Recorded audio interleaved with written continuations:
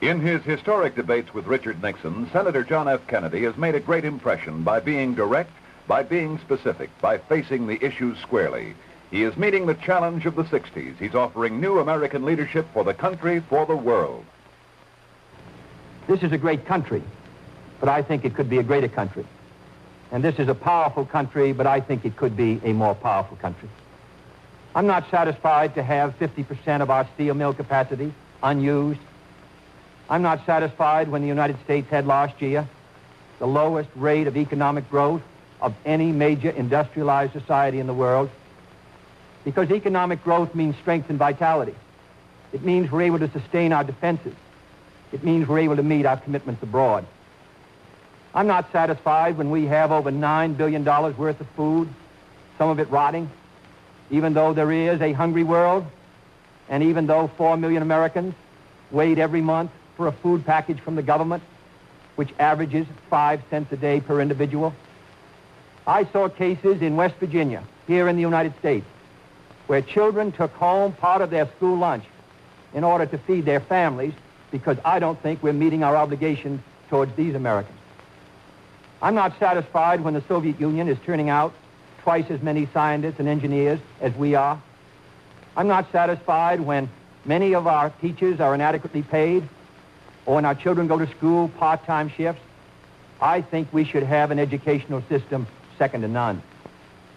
I'm not satisfied until every American enjoys his full constitutional rights.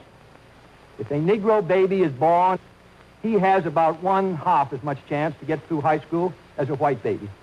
He has 1/3 as much chance to get through college as a white student.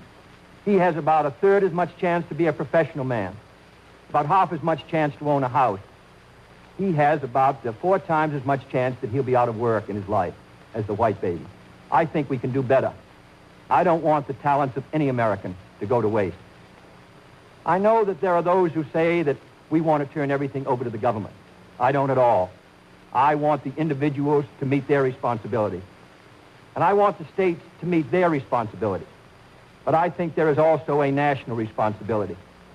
If you feel that everything that is being done now is satisfactory, that the relative power and prestige and strength of the United States is increasing in relation to that of the communists, that we are gaining more security, that we are achieving everything as a nation that we should achieve, that we're achieving a better life for our citizens and greater strength, then I agree. I think you should vote for Mr. Nixon. But if you feel that we have to move again in the 60s, that the function of the president is to set before the people the unfinished business of our society, as Franklin Roosevelt did in the 30s, the agenda for our people, what we must do as a society to meet our needs in this country and protect our security and help the cause of freedom. As I said at the beginning, the question before us all, that faces all Republicans and all Democrats, is, can freedom in the next generation conquer, or are the communists going to be successful? That's the great issue. And if we meet our responsibilities, I think freedom will conquer. If we fail to move ahead, if we fail to develop sufficient military and economic and social strength here in this country, then I think that the tide could begin to run against us. And I don't want historians 10 years from now to say, these were the years when the tide ran out for the United States. I want them to say, these were the years when the tide came in. These were the years when the United States started to move again. That's the question before the American people, and only you can decide what you want this country to be, what you want to do with the future. I think we're ready to move, and it is to that great task, if we're successful, that we will address ourselves.